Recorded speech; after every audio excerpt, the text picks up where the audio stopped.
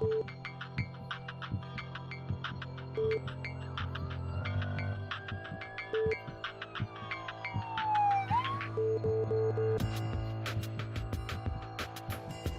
buenas tardes y bienvenidos a su programa Salud TV. Estamos en el martes 24 de octubre y estamos listos para tener un programa más que este día aprenderemos acerca de los virus y las enfermedades virales. Pero ¿sabía usted que desde 1998 es el 24 de octubre se celebra el Día Mundial de la Lucha contra la Poliomielitis? Esta enfermedad causada por un virus que invade el sistema nervioso y puede causar parálisis en cuestión de horas.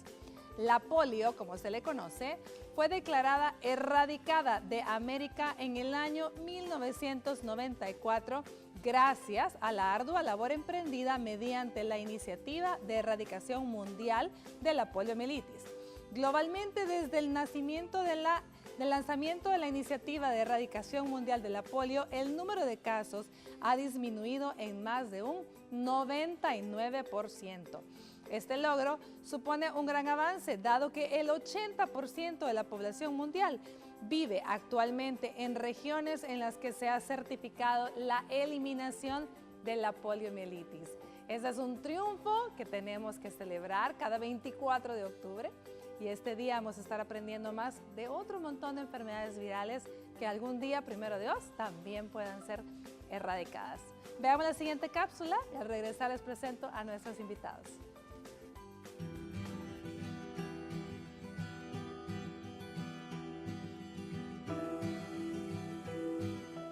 Las infecciones virales se producen cuando los virus, que son gérmenes microscópicos, invaden las células del organismo y empiezan a reproducirse, siendo a menudo la causa de diversas enfermedades y solo pueden multiplicarse por medio de la invasión de células vivientes. Estos pueden penetrar en el cuerpo humano por cualquiera de sus puertas de entrada, pero por lo general lo hacen por la nariz y la boca.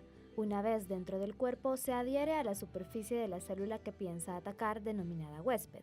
Los síntomas son muy variables y dependen del virus y del órgano afectado. Las bacterias producen fiebre y síntomas respiratorios como tos y estornudos o síntomas intestinales como náuseas, vómito y diarrea. El sistema inmunológico los utiliza como un mecanismo de defensa contra estos organismos. Por otro lado, los virus, aun cuando no sean de peligro, a menudo provocan fiebre elevada en los niños de corta edad.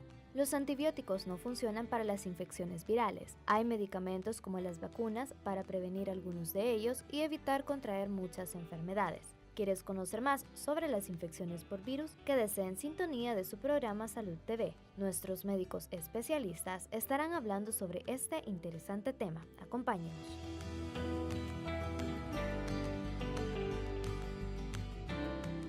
Bueno, y para hablar de las infecciones virales, le vamos a dar la bienvenida a nuestros invitados. El primero de ellos, nuestro amigo neumólogo, el doctor Alberto Flores Molina, que teníamos días de no tener por acá. ¿Qué tal, doctor? ¿Cómo está? Bien, bien, muchas gracias por estar acá con ustedes y ustedes televidentes, muchas gracias también en sus hogares. Muchísimas gracias a usted por aceptar la invitación. Y por supuesto, cuando vamos a hablar de tanto animalito, de tanto virus, de tantas infecciones, no podemos dejar de tener a un infectólogo con nosotros. En esta ocasión nos acompaña el doctor José Ernesto Navarro Marín. ¿Cómo está, doctor?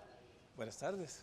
Bueno, realmente es un placer estar con ustedes en cada ocasión que tenemos la oportunidad de expresarnos libremente en cuanto a hablar de enfermedades, y en este caso enfermedades virales, que abundan más de lo que nosotros creemos en este mundo y principalmente en El Salvador. No, realmente el placer es para nosotros contar con su presencia, doctor, y aprender mucho de todo lo que usted siempre viene a iluminarnos con todos sus conocimientos. Bueno, ¿qué le parece si comenzamos hablando respiratorios? Porque ya sabemos que virus hay en todos lados, pero antes de pasar con el doctor Navarro, que nos hable de todos los tipos de virus que tenemos, los que más molestias nos dan, hablemos con el doctor Flores Molina acerca de aquellos que nos afectan más vías respiratorias. Claro, cómo no. Probablemente muchos piensen de que las bacterias sean las infecciones que son las que más abundan a nivel respiratorio, pero realmente estamos en un error, porque de un 50% de todas las infecciones a nivel respiratorio, esto le corresponden a los virus como agente principal causal de estas infecciones.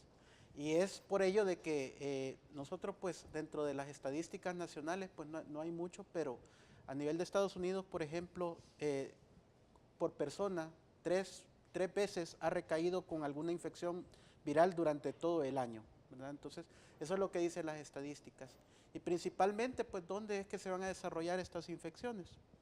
Pues, generalmente van a empezar como una infección de vías aéreas superiores. Nosotros clasificamos vías aéreas superiores, lo que es la nariz, lo que es los senos paranasales, la faringe, la laringe.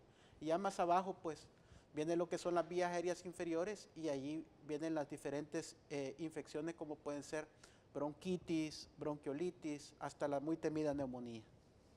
Difícil realmente quitar ese mito de nuestra gente y de toda la población en general, de pensar que media vez usted tiene dolor de garganta, tiene un poco de tos, tiene moquera, ahí hay una infección. Y por infección, lo dicen infección, bacteria, antibiótico. O sea, la gente hace una cadenita, ¿es cierto, doctor Navarro? Es correcto, sí. Hablemos un poco de nuestros virus, lo que vamos a hablar ahora. ¿Cuáles son los virus que más frecuentemente tenemos? ¿Cuánto tiempo tengo? Usted hable y yo le corto. Porque son cantidad. Bueno, en primer lugar, pues decir que es un mundo, si no maravilloso, pero desafortunadamente desastroso para quien no adolece. Maravilloso en el sentido pues que tenemos prácticamente infecciones a cualquier parte de nuestro cuerpo. Hay, bueno, para decirle que este mundo es maravilloso cuando digo en el sentido pues de que cómo logran sobrevivir estas partículas tan pequeñas que son microscópicas, que no las podemos ver, que no tienen su propia alimentación, como las bacterias totalmente diferentes, que necesitan estar dentro de una célula viva, dentro de los tejidos, ya sea cerebro, pulmón, vaso, donde sea, pero tienen que estar dentro de una célula para poderse reproducir. Y cuando se reproducen, por supuesto, producen la enfermedad correspondiente. Pero decir también que se encuentran en los animales. En los animales, por ejemplo, si nosotros hablamos de rabia, pues es una enfermedad zoonótica que puede venir hacia el humano.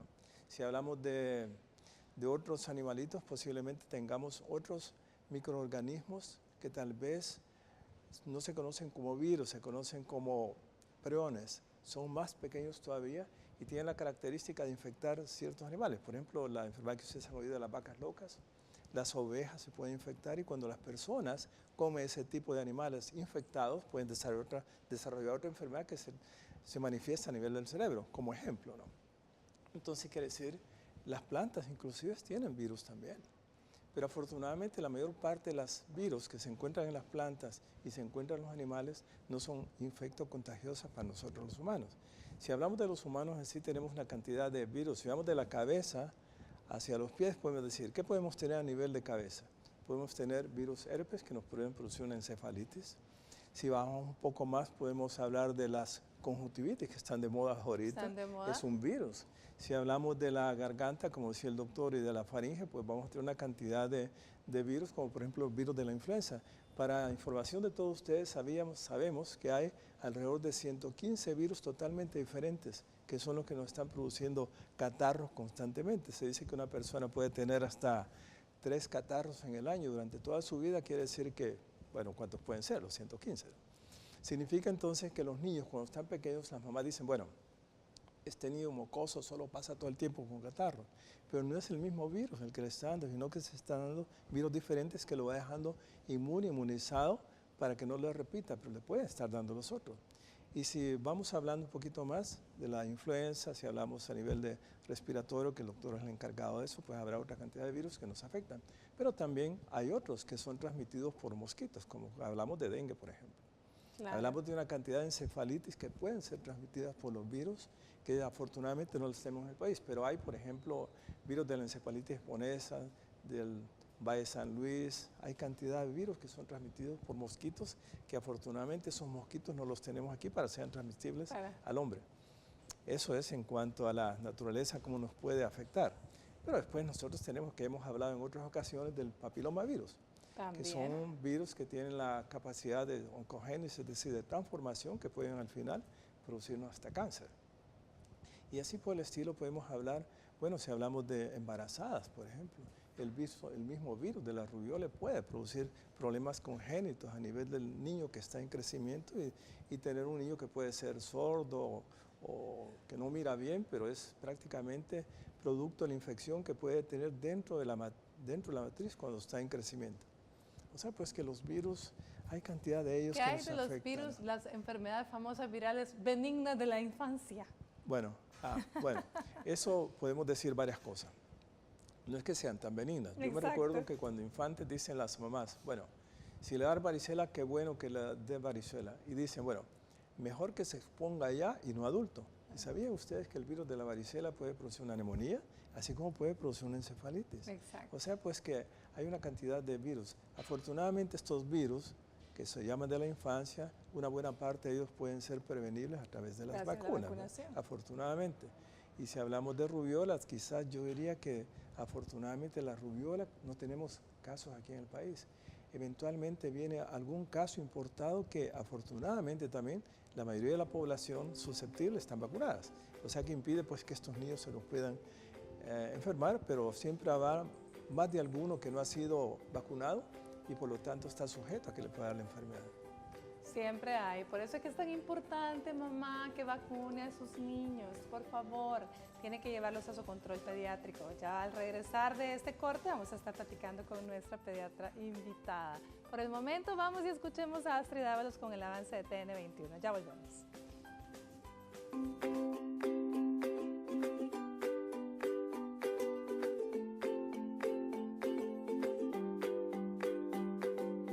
Estás viendo Salud TV. En el mes de octubre, súmate al Rosa con Hospital y Laboratorios Centro Ginecológico. Aprovecha nuestros descuentos y precios especiales por el mes de la lucha contra el cáncer de mama. Hospital Centro Ginecológico. Somos parte de tu vida. En este mes de octubre, súmate al Rosa con Hospital y Laboratorio Centro Ginecológico y obtén precios especiales en el área de imagenología al realizarse, ya sea mamografía o una ultrasonografía de mamas. Además, claro, de los descuentos en laboratorios. En este mes de la lucha contra el cáncer de mama, pon más actitud y demuestra más amor a tu salud. Juntas somos más fuertes para ganarle al cáncer de mama. Hospital Centro Ginecológico, somos parte de tu vida.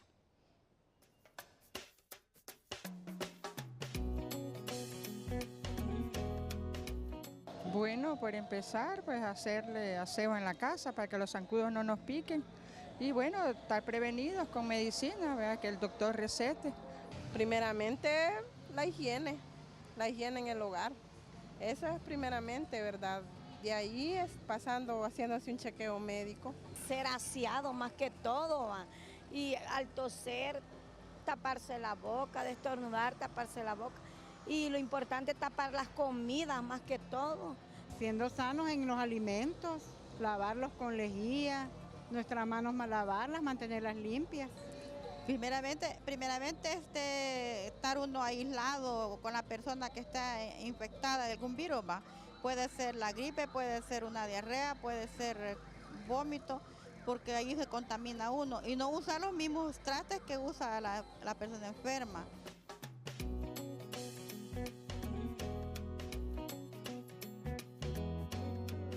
Me encanta escuchar la respuesta de nuestra gente. Muchísimas gracias por siempre tomarse el tiempo de ayudarnos respondiendo al sondeo. Bueno, le damos la bienvenida. Se nos incorpora nuestro equipo de panelistas de este día, la doctora María Mercedes Guevara de Morán, nuestra pediatra. ¿Qué tal, doctora? ¿Cómo está? Buenas tardes, Elisa. ¿Cómo estás? Muy interesante tema, muy actual y en niños muy importante. Definitivamente las infecciones virales están a la orden del día para niños, para adultos mayores, para todos, ¿cierto? De todas las cosas que la gente mencionó para prevenir enfermedades virales, me llama la atención que nadie habló de las vacunas. A ver, cuéntanos un poco de las vacunas. Sí, las vacunas pues son muy importantes, es uno de los adelantos de los más importantes, no me dejará mentir el doctor infectólogo que nos acompaña, para la prevención e incluso erradicación de muchas enfermedades que llegaron a ser mortales en su momento, ¿verdad? Y que podemos nosotros seguir previniendo. Es importante que se acerque a su pediatra, incluso ahora hay vacunación en personas adultas y se está patrocinando mucho la vacunación de abuelitos, porque también están en contacto con los niños, ¿verdad? Y es manera de prevenir la salud en los niños y en los adultos. Hay tantas enfermedades que se pueden prevenir con vacunas, bueno, hepatitis B, varicela, influenza, rubiola, sarampión, paperas. Hay una gran lista de enfermedades. Realmente hay muchas que han sido incluso erradicadas de las Américas, ¿verdad? Gracias a la vacunación.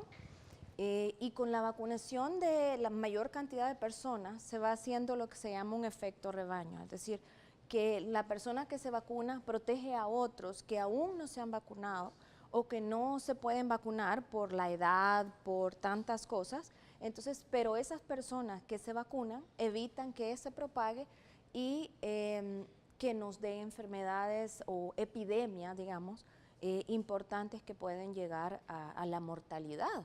Incluso antes enfermedades que ahora nos parecen tan comunes, la vacuna de la influenza, por ejemplo, que es una vacuna ahora común, que todo el mundo sabe que cada año puede acercarse y ponerse la vacuna de la influenza, tanto en privado como en el sector salud. Antes había epidemias de muerte de miles de personas por influenza. Entonces ahora tenemos la bendición de que podemos nosotros protegernos. Así que acérquese, hay vacunas especiales para cada una de las etapas de la vida, ¿verdad? Cuando nosotros nos podemos vacunar, porque ya podemos nosotros crear anticuerpos que nos defiendan contra determinadas infecciones. Gracias, Mercedes. Doctor Navarro, ¿cómo hacemos para que la gente se quite ese miedo? Hay tanta gente todavía que usted escucha, muchos profesionales incluso, que le tienen miedo a las vacunas. Es cierto eso. Es cierto eso. Me llama la atención cuando trabaja en el Seguro Social que cuando tocaba vacunas, el mismo personal decía no. Entonces eso pues hace que posiblemente la gente que esté escuchando también tenga ese concepto que algo le va a pasar. Ha habido polémica sobre eso, sobre todo en los países europeos en los cuales pues pretenden evitar una serie de vacunas, y en el internet ustedes van a ver una cantidad de personas que están constantemente diciendo no se vacunen. Pero realmente, como dice la doctora, si tenemos el beneficio de prevenir una enfermedad y sus complicaciones, pues es efectiva. Por ejemplo, hace años teníamos cuántas muertes, doctora, por rotavirus, por diarreas. Hoy la vacuna que se administra para la prevención de esas diarreas producidas por rotavirus hace que la enfermedad sea más benigna y los niños no mueran precisamente por ello. Si hablamos de dengue, actualmente tenemos una vacuna para dengue también. O sea, pues que con todas las que se mencionan de vacunas, yo creo que la gente debería estar mejor informadas, y este programa sirve precisamente para estimular, exaltar los sentimientos de protección a sus niños para que estén vacunados y evitar ese tipo de enfermedades. Inclusive recuérdense que para evitar cáncer en las adolescentes o adultos después, tenemos la vacuna para proteger contra el papilomavirus, claro, que puede terminar vacuna en cáncer. Que por cierto está en una gran polémica también con los padres, lo mismo. Esa es de las que más oyen uno, polémica que no quieren los papás ponérsela. Bueno, doctora, es correcto eso. Entonces quiere decir que de ahí vienen ciertos mitos que se tienen que romper como para que la mayor parte de la población tenga acceso a esta vacuna. Nada menos, yo estaba escuchando que el Ministerio de Salud tiene una campaña en este momentito. Este es un llamado precisamente ayudando al Ministerio de que la gente tiene que llegar a hacer que le administren estas vacunas, y con esto vamos a estar previniendo una cantidad de enfermedades. Excelente lo que la doctora dijo, lo del rebaño, porque precisamente cuando tenemos personas vacunadas evitamos que otras puedan entonces adquirir la enfermedad, y de esta manera estamos protegiendo a cierta parte de la población. Pero lo ideal sería que todas las personas que en sus etapas diferentes de la vida tienen la obligación de ponerse las vacunas lo cumplieran, porque es una obligación. En otros países hasta es una obligación.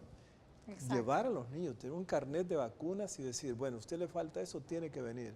Pero acá en ese sentido pues no podemos imponer, sino que tiene que ser más que todo por convencimiento de que la gente tiene que saber que está previniendo una cantidad de enfermedades que pueden tener complicaciones que pueden ser fatales. ¿Cuánto tiempo tenemos de no escuchar sobre casos de sarampión ya?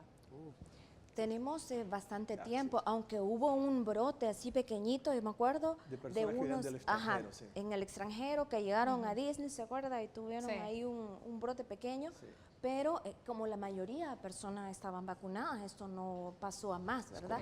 Prácticamente ha sido erradicado en las Américas. Yo le digo a los papás que la única vacuna mala realmente es la que no se pone, porque siempre hay esa pregunta, doctora, mira, le hace falta tal vacuna, hay otra vacuna, por ejemplo la varicela, que no está en el sistema nacional. ¿Se la aplico? ¿Se la pongo? ¿Usted qué dice? Siempre hay esas polémicas. Entonces, la única vacuna que es mala es la que no se va a poner. Esa es la única, la que por alguna razón no se la pongo, esa es la única. Esa es la que sí nos va a hacer daño. Sí. A ver, doctor Molina, hablemos un poco de los cuadros clínicos respiratorios ocasionados por virus, por los diferentes tipos de virus y cómo estos pueden llegar a darnos complicaciones serias. Claro. Fíjense que generalmente la historia más común es alguien que inicia con un proceso catarral, ¿verdad? En el cual generalmente tiene los ojos, pueden estar llorosos, rojos, empezar con una tos, la cual es seca, y la cual después, no en todos los casos, pero puede haber complicaciones también con cansancio, ¿verdad? Y le pueden oír lo que cariñosamente le dicen chillido de gato, ¿verdad? O hervor de pecho, que dicen los pacientes. Generalmente las infecciones virales sí dan fiebres bien altas, pero muchos se confunden y dicen, no, esta fiebre alta seguramente es una bacteria, es de bacteria y entonces yo voy a ir a la tienda a comprar lo que la vecinita me dijo que tomó la semana pasada y con lo cual se curó. Entonces empieza la automedicación de los antibióticos que definitivamente no sirve para esto.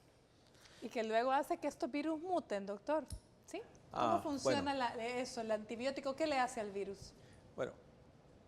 Bueno, para empezar, no va a hacer ningún efecto sobre el virus. Claro. Y al contrario, va a barrer la flora bacteriana normal de su faringe, de otras partes del cuerpo, que va a permitir que tenga otro tipo de complicaciones. Por ejemplo, le pueden crecer hongos u otras bacterias que no son susceptibles a antibióticos y terminar con una complicación. Por lo tanto, doctor, usted tiene toda la razón, no tiene que administrarse antibióticos. Pero desafortunadamente hay presiones, muchas veces si el médico se deja llevar por eso, le dice, pero yo necesito antibióticos, además que ya lo ha tomado. Aquí debería haber una ley, pero debería ponerse una ley en práctica que los antibióticos solamente deberían ser administrados con receta médica. Y de esto nosotros podríamos tener control. ¿Sabían ustedes que los antibióticos prácticamente para infecciones severas se están terminando? Va a llegar un momento en que vamos a tener enfermedades graves que no vamos a tener antibióticos que darle. Afortunadamente, en la última que leí, tenemos 10 antibióticos nuevos, pero que si se chotean, como lo ha estado haciendo una cantidad de antibióticos, vamos a estar en problemas en el futuro. Por lo tanto, la recomendación es, si hay un problema respiratorio, que lo más probable es que sea viral y que sea un estado catarral, no debe buscar la ayuda ni en la farmacia, ni con personas que no sean médicos para recibir el tratamiento adecuado. Ni tampoco tomarse las cápsulas del tratamiento antibiótico que les sobró de la otra vez, porque ese es otro gran problema. No terminan los tratamientos, los guardan y luego se los toman nuevamente automedicándose. Bueno, veamos la siguiente cápsula. La doctora Claudia Valencia de Mena nos cuenta generalidades sobre esta enfermedad que afortunadamente está erradicada de las Américas, que es la poliomielitis. Ya volvemos.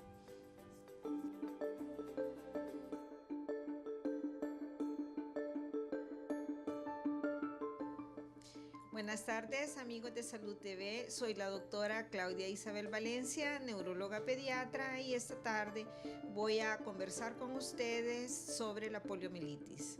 El poliovirus ataca principalmente los cuerpos neuronales de las células que se encuentran en la médula espinal. Es decir, la médula espinal tiene un componente que nos da la sensibilidad y un componente que nos da la motricidad.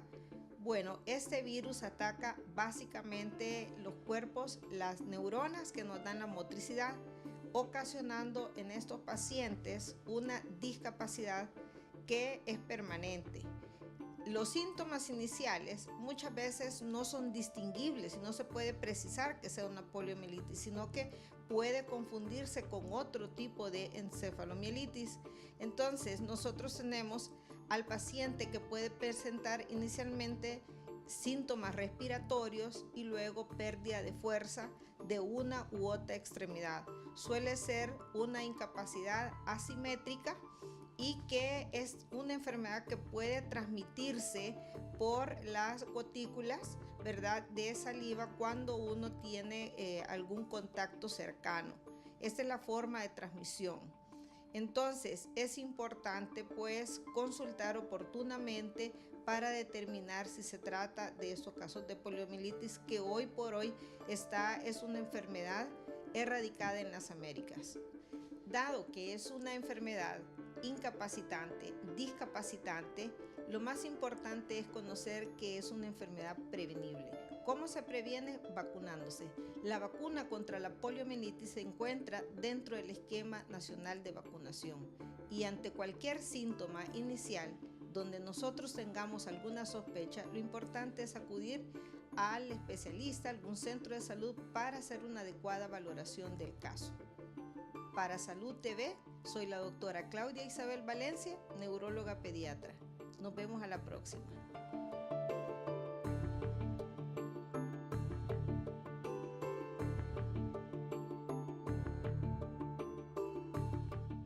Estás viendo Salud TV.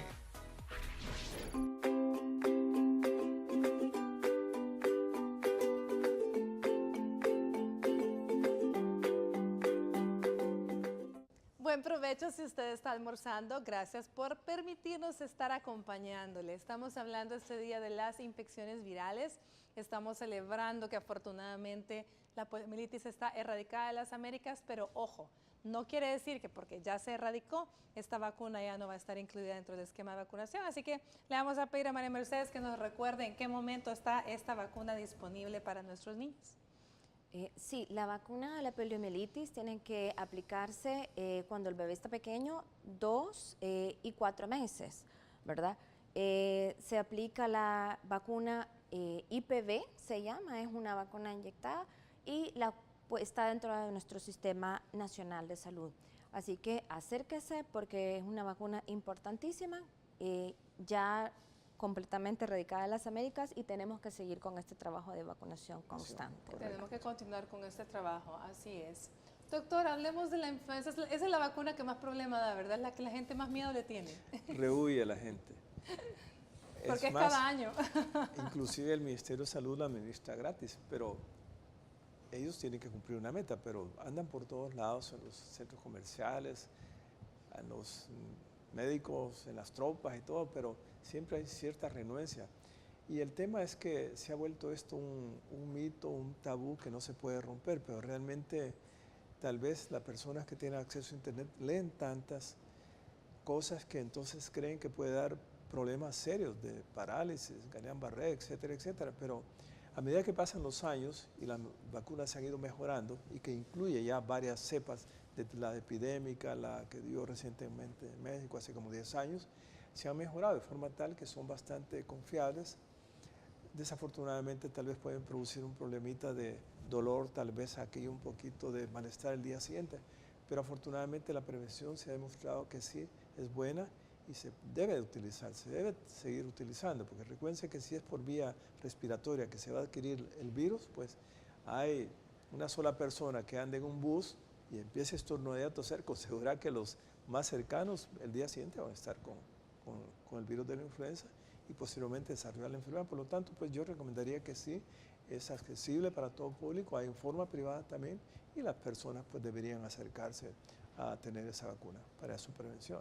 Pero si hablamos de solamente de la influenza, pero si hablamos de otras vacunas, pues a veces lo que afecta tal vez sean los precios en la parte privada. Pero decirle a la población que si el Ministerio de Salud y el Seguro Social tienen las vacunas para los pequeños como los adultos, lo que nos falta es hacer hincapié que las personas adultas también tienen el deber y el derecho por parte de la autoridad de administrar esas vacunas. Por ejemplo, si hablamos de vacunas que en general pues, pueden afectar a la población, hay unas que se descuidan, que son de los adultos, ¿no? Pero esto es un poquito fuera del tema, porque estoy hablando de otras que son de tipo bacteriana, pero realmente debería haber una campañas constantes, no solo para el pequeño, sino que para el adulto también para continuar una vacunación, una inmunización completa y prevenir contra una serie de enfermedades. Ahora, cuando hablamos del dengue también hay otra vacuna también, que son 2, 3 dosis las que se deben de poner. Actualmente se cree que con 2 es suficiente. Y hay otras vacunas, como por ejemplo la para el virus papiloma humano, que también desafortunadamente los ministerios de salud no tienen suficiente dinero o falta tal vez de alguna presión por parte de grupos civiles como para que estas vacunas deberían existir en un sistema nacional de salud, porque son al final más caros adolecer una enfermedad. Por ejemplo, alguien que tiene un cáncer del cuello uterino, cuánto va a durar y las complicaciones que va a tener. Cuando una vacuna, si bien es cierto, es cara, podría prevenir que muchas personas tengan esto al final. Y el dengue, si hablamos de dengue también, que no están incluidas en estos programas. Pero en general lo importante es saber que existe la prevención a través de la vacuna, además de las otras recomendaciones personales que debe tener la población. Muy bien. Doctor Molina, hablemos de las neumonías atípicas provocadas por virus. Ok, muchos pensamos que solo las bacterias pueden producir neumonías, pero realmente pues el virus también es un agente que lo puede causar, y tal vez como médico me da más miedo una infección viral que una bacteriana, porque pues aquí medicamentos. No puede explicar el doctor de que no existen medicamentos para todos los virus para tratar. Generalmente pues el virus cuando da una neumonía no es lo típico que nosotros vamos a esperar, son fiebres altas, es un cansancio que puede iniciar de una manera bastante súbita en el paciente. El paciente puede tener características en una radiografía en la cual pues no vamos a ver como en una neumonía bacteriana un parche, sino que vamos a ver que está regado.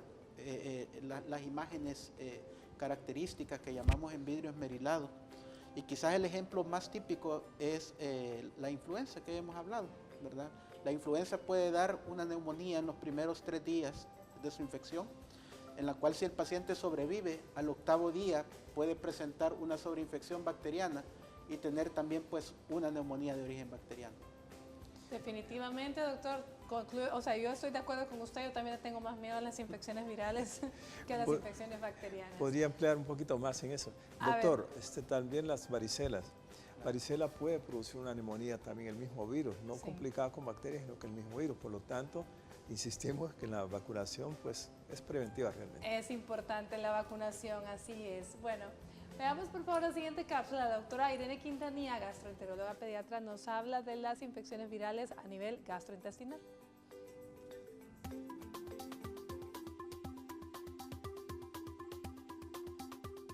Hola amigos de Salud TV, mi nombre es Irene Elizabeth Quintanilla Ticas, soy médico pediatra, especialista en gastroenterología y nutrición infantil. Este día vamos a hablar acerca de las infecciones virales y su impacto en el tracto gastrointestinal. Todos los virus son capaces de producirnos infección, nada más que nuestro cuerpo muchas veces limita las infecciones y es capaz de eliminarlas sin producirnos síntomas. En el caso de algunos virus que producen infecciones en el tracto respiratorio, pueden impactarnos grandemente también en el estómago y en otros órganos, ya sea por afección directa del virus, es decir, que es capaz de afectar a más de un órgano, como sería afectar nariz, hacer que el niño produzca moco, que tenga infección en el oído, así como también tener una infección en el estómago e incluso a veces infecciones virales, dependiendo del tipo de virus que sea. Pero también tenemos aquellas infecciones respiratorias nada más que por el simple hecho de producir moco, al tragarse el moco, este puede producirnos un incremento del movimiento intestinal, haciendo que tengamos más veces evacuaciones y que incluso sean con moco sin necesidad de ser una infección. En este caso, la única manera de diferenciarlo debe de ser acudiendo al médico para que él pueda ver, de acuerdo a las características de las deposiciones de su hijo, si es una infección o si es una consecuencia de estas afectaciones del tracto gastrointestinal. Es muy importante entonces siempre poder acudir nosotros con nuestro médico para que nos pueda orientar de una manera adecuada y correcta, y recuerden que siempre lo importante ante cualquier sospecha de infección de tipo viral es consultar y no automedicarnos.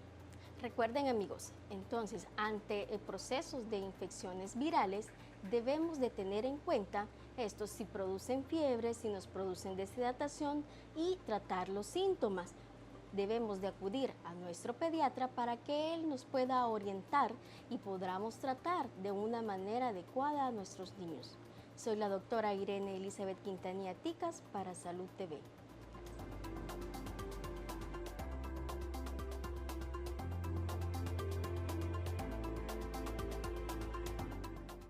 Estás viendo Salud TV.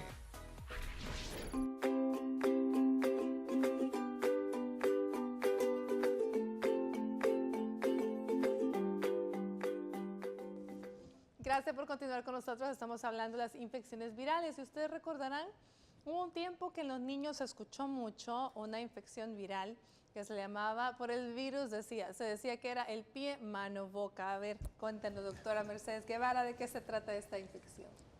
Bueno, el pie, mano, boca es una infección exantemática de la infancia benigna. Se llama exantemática porque, bueno, es producido por un virus que se llama Coxsackie.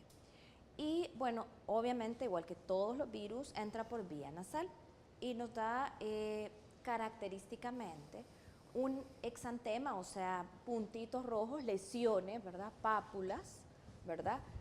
En la mano, en las palmas de las manos, en las plantas de los pies, y también tenemos lesiones en la garganta, en lo que es el paladar blando, ¿verdad? Y la faringe, vemos lesiones que son bastante dolorosas.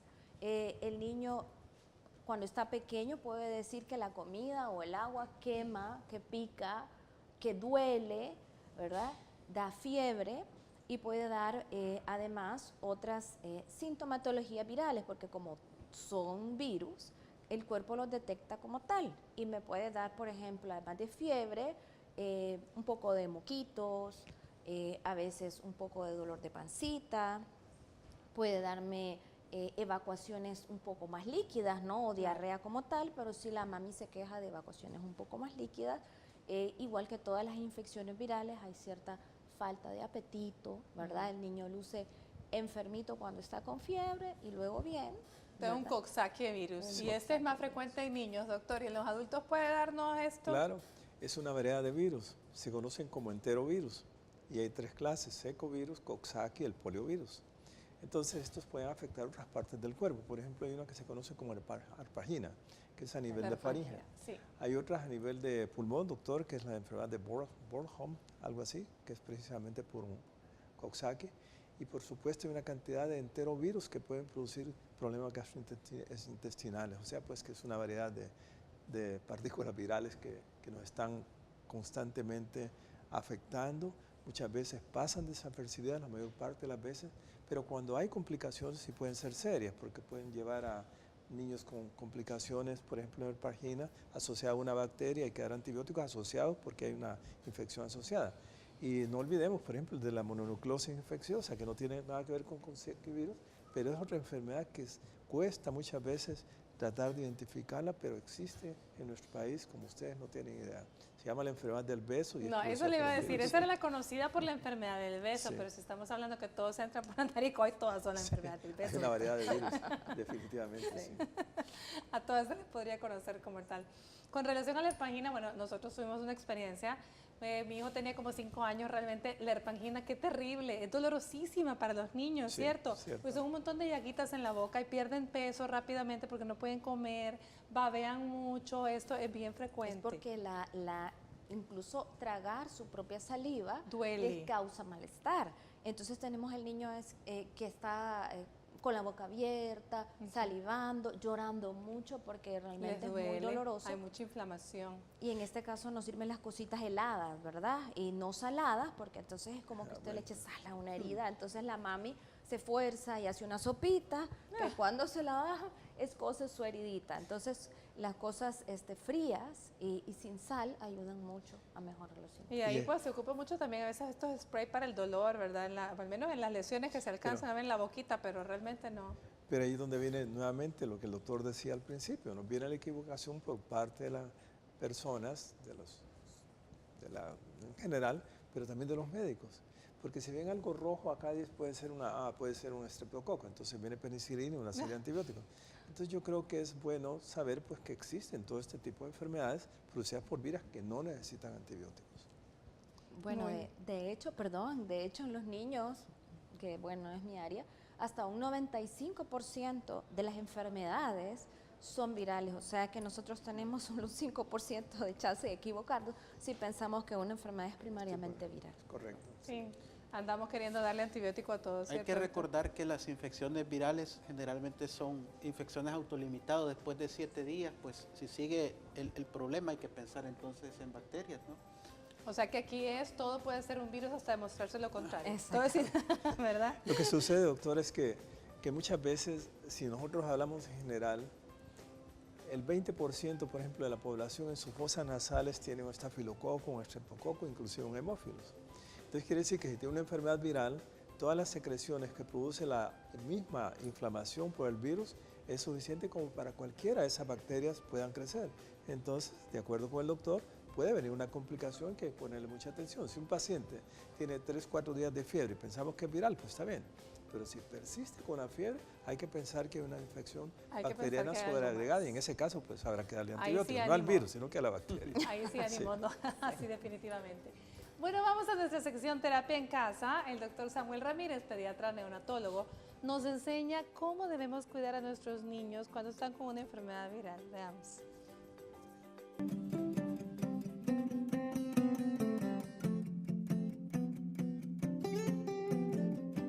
Buenas tardes amigos de Salud TV, soy el doctor Samuel Ramírez, pediatra neonatólogo, y este día en Terapia en Casa abordaremos el tema sobre los cuidados que deben tener los niños mientras tienen infecciones virales. Las infecciones virales pueden afectar tanto el tracto respiratorio como también el aparato gastrointestinal. Sin embargo, los síntomas pueden persistir aproximadamente entre 1 y 2 semanas. Simples medidas tales como las que describiremos a continuación pueden hacer que los síntomas sean más tolerables por cada uno de los niños. Vamos a empezar diciendo que el reposo debe ser principal en este tipo de patologías, puesto que va a ayudar a que se fortalezca el sistema inmunológico, por tanto se hace necesario que los niños descansen, duerman y dejen de asistir hacia labores escolares o guarderías.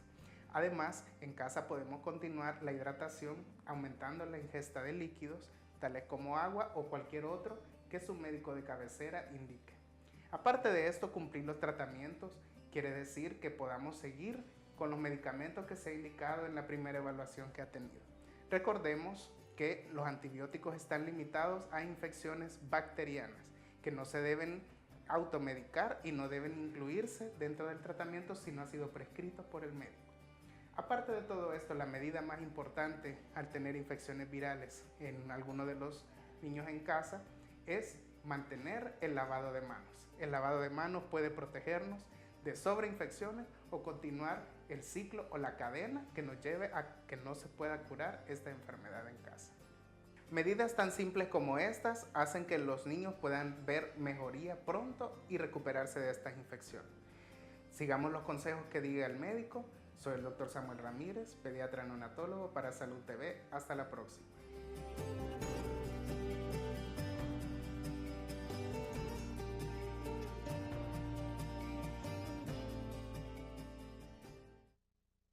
Estás viendo Salud TV.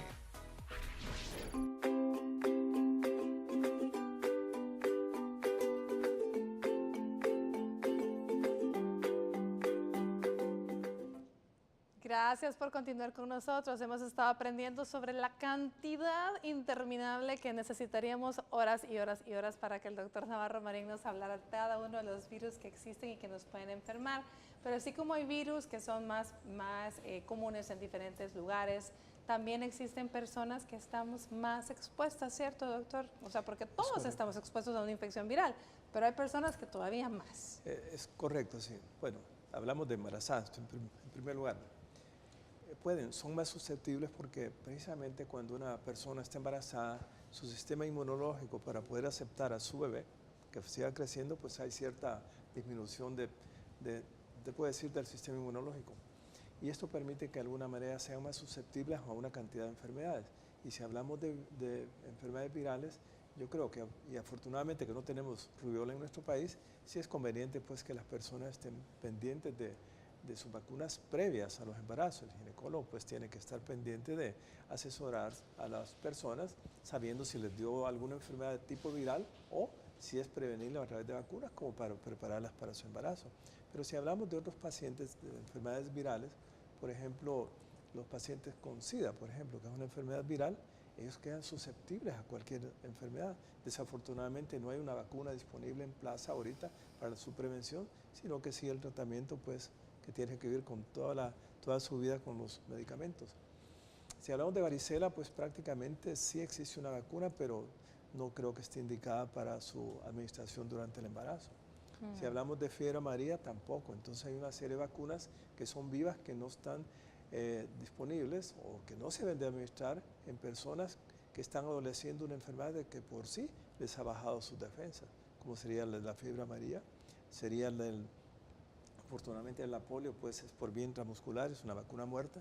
La vacuna, por ejemplo, de la rabia sí se puede poner en mujeres embarazadas que han sido expuestas a una mordida muy sospechosa que puede tener rabia el perro o el gato, y se puede administrar porque son vacunas muertas, pues.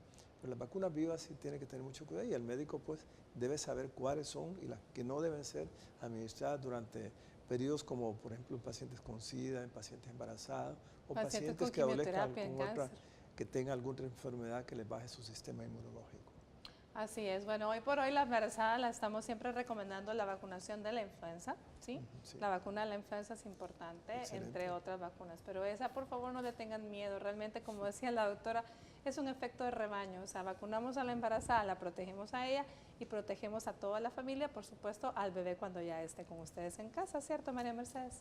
Sí, los bebés, sobre todo los menores de 5 años, ¿verdad?, son bastante susceptibles a todo tipo de infecciones porque su sistema inmunológico todavía está madurando, ¿verdad? Se está desarrollando. Por eso es que el niño pequeño que va a guardería o que empieza a ir a kinder empieza con una serie de gripes, procesos virales, pie, mano, boca, angina y todo lo que hemos hablado acá, diarreas virales, porque su sistema inmunológico está trabajando. Entonces, al vacunarnos embarazadas, protegemos, hay que proteger a los niños, ya hablamos de la vacuna, no olvidarnos que la vacunación continúa porque a veces le ponemos mucho énfasis a 2, 4 y 6 meses, que por ejemplo es donde se pone la polio que estábamos hablando, ¿verdad? 2, 4 y 6 meses.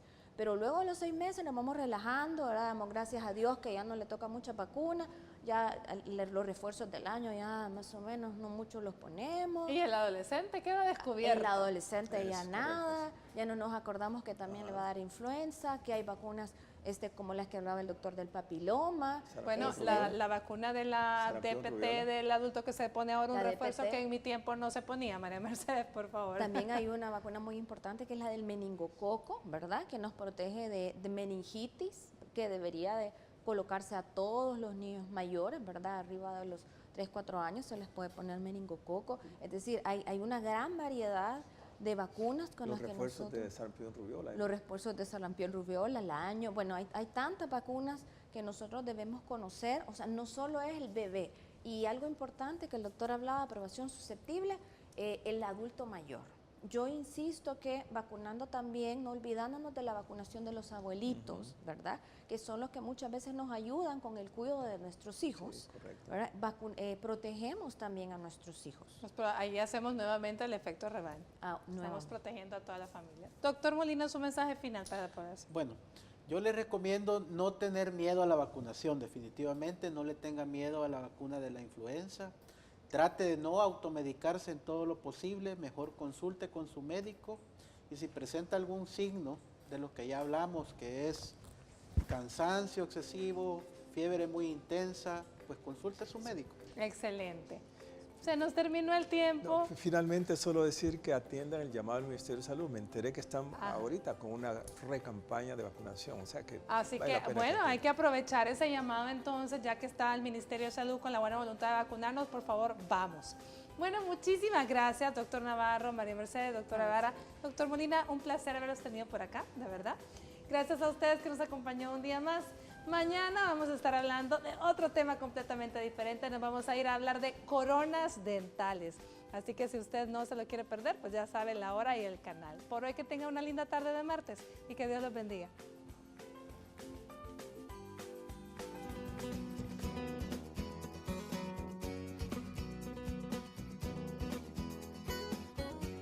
Para prevenir el contagio de enfermedades virales te damos los siguientes consejos.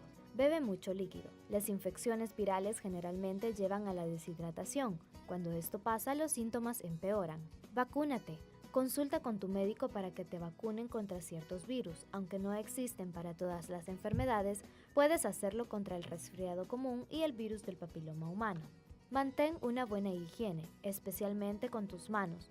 Utiliza agua tibia y jabón para lavarlas bien antes y después de comer, ir al baño, estornudar, toser e incluso al manipular carnes crudas. Recuerda que ante la presencia de cualquier enfermedad viral debes consultar con un médico especialista.